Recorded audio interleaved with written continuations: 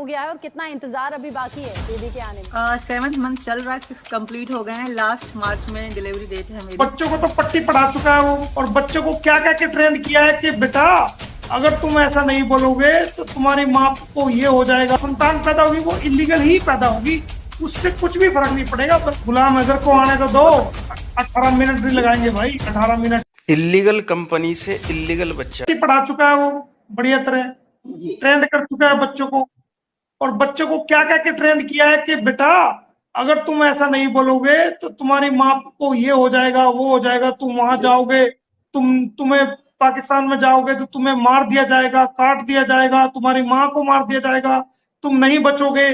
तो वो तो डरा धमका करके पट्टी पढ़ा रखी है, वो कोई दिक्कत नहीं। जहां इनका दिमाग चल रहा है ना, वहां मैं प्रिंसिपल रह कर आ चुका, मैंने क्या कर रखा है वो तो मुझे ही पता है ना। ये तो मछली पकड़ते रह जाएंगे, और मोमिन मलिक जो है नैया पार लेके साफ जाएगा। इनको तो पता भी नहीं कि हमने क्या किया और हम किस मोड से ये काम किया और कैसे कर रहे हैं। इनका तो दिमाग भी नहीं पहुंच पाएगा वहां तक। ये तो समझे कुछ और हो रहा, कुछ और हो जाएगा, कुछ और। चिंता ना करो आप। जिसने धर्म प्रतिवर्तन का सर्टिफिकेट दे गया वो देखना, उसकी भी आफत गले में गल जाएगी। धर्म परिवर्तन का और पोस्को का मुकदमा जो है वो सेशन कोर्ट फरीदाबाद में चला हुआ है, 4-5 अन्य लोगों के नाम है। जो सर्टिफिकेट देगा उसको भी उसमें उसका नाम जरूर आएगा। भाई 18 साल किसने देखे मेरे भाई, हम तो 18 मिनट नहीं लगाएंगे, गुलाम को तो आने दो। 18 साल का इंतजार क्यों करें हम, गुलाम हैदर को आने तो दो। 18 मिनट नहीं लगाएंगे भाई, 18 मिनट। के परिवार वालों को कितने साल की सजा होगी? देखिए अभी तो सजा का टाइम नहीं आया, क्योंकि अभी चार्जशीट नहीं आई। जो सेक्शंस लगी हुई है उनके अंदर 7 साल, 5 साल से 7 साल तक का प्रोविजंस हैं। जो सेक्शंस जो अब तक की सेक्शन 212 है, सेक्शन 176 आईपीसी है, 212 आईपीसी है, 120 आईपीसी है, सेक्शन 14 फॉरेनर्स एक्ट है 1946। ये सेक्शन 4-5 लगी हुई है, लेकिन इनके अंदर 5 से 7 साल तक का प्रोविजन है उनकी सजा देने के लिए। और पहले चार्जशीट के आने के बाद ट्रायल पूरा हो जाए तो 5 से 7 साल तक का इनका प्रोविजन है। जो सीमा हैदर पे हमने दूसरे मामले डाले हुए हैं उसके अंदर 10 साल तक का प्रोविजन है। जो पोस्को का डाला हुआ है उसके अंदर भी 10 साल तक का कैद है, जो हमने केस डाल रखे हैं।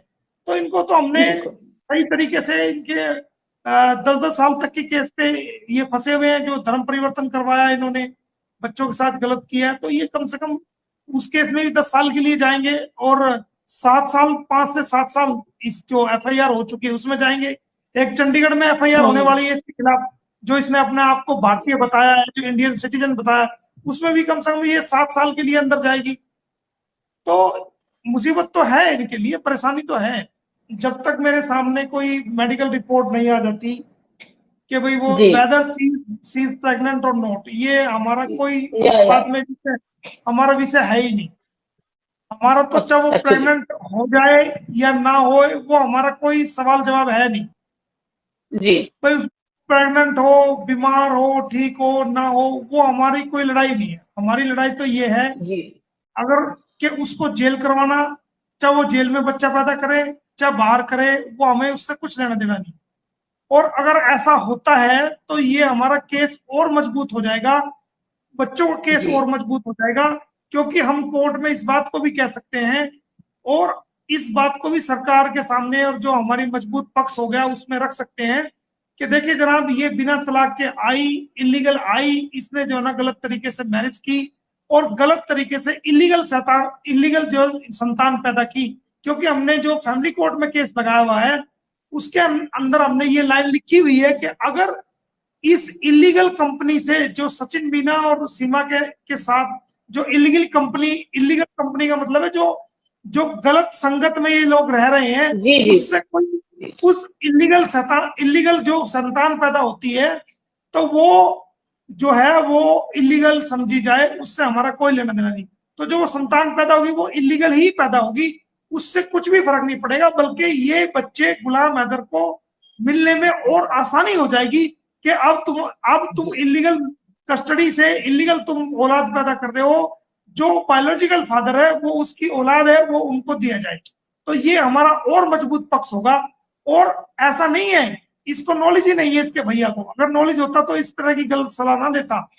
अगर ये औलाद, इससे 4 बच्चों का जीवन पहले ही तलवार लटकी हुई थी, उनका जीवन अंधकार में किया हुआ है इन्होंने, जो 5वें बच्चे का जीवन तो इन 4 बच्चों से भी ज्यादा नरक बनने वाला है, क्योंकि ये जेल जाएगी।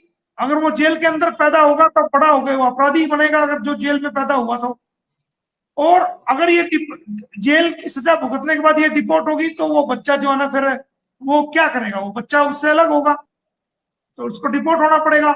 तो इन्होंने उस बच्चे की जिंदगी को भी जो है, अगर ऐसा सच है, उस बच्चे की लाइफ को भी स्पॉइल, पैदा होने से पहले ही उसकी तकदीर जो है स्पॉइल कर दी है, उसके लिए गलत जो है वो फैसला